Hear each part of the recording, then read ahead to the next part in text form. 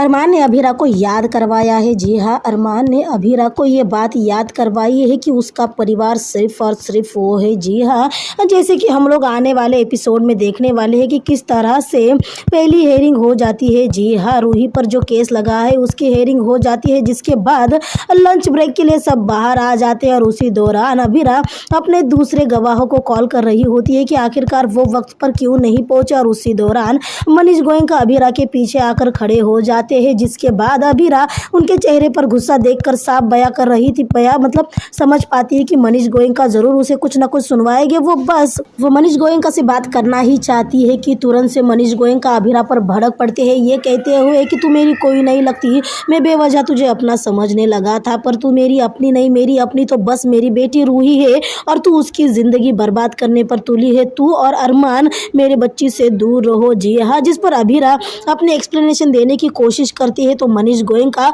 उल्टा अभीरा पर भड़कते हैं, ये कहते हुए कि तू जानबूझकर मेरी रूही का केस लड़ रही है और जानबूझकर तू कोशिश कर रही है कि रूही को कड़ी सी कड़ी सजा सुनाई जाए। जिस पर अभीरा कहने लगती है कि रूही की गलती थी, उसने तेजी से गाड़ी चलाई, इसी वजह से एक्सीडेंट हुआ। जिस पर मनीष गोयनका कहने लगते हैं कि तेरे क्लाइंट को हम लोग हर्जाना तो दे रही है, हालांकि हमारे हालात ऐसे नहीं है, हमारा घर टूटने को आ रहा है, हम लोग बेघर होने के कगार पर है, बावजूद इसके हम तेरे क्लाइंट को पूरी तरह से हर्जाना देने के लिए तैयार है। बावजूद इसके तू जानबूझकर ये केस लड़कर इस तरह से कोशिश कर रही है कि रूही को सजा मिले, तू जानबूझकर कर रही है, बस तू अपनी भड़ास रूही पर उतार रही है। और इसी दौरान आ जाता है अरमान वहां पर और अरमान सारी बातें सुन लेता है कि किस तरह से मनीष गोयनका अभीरा को ब्लेम कर रहे होते हैं और अरमान तुरंत से सामने आने लगता है, जिसे अभीरा इशारे से रोक देती है, बट अरमान नहीं सुनता और अरमान सामने आ जाता है और अभीरा तुरंत से अरमान का हाथ पकड़कर अरमान से कहती है कि तुम परनानू से कुछ नहीं कहोगे।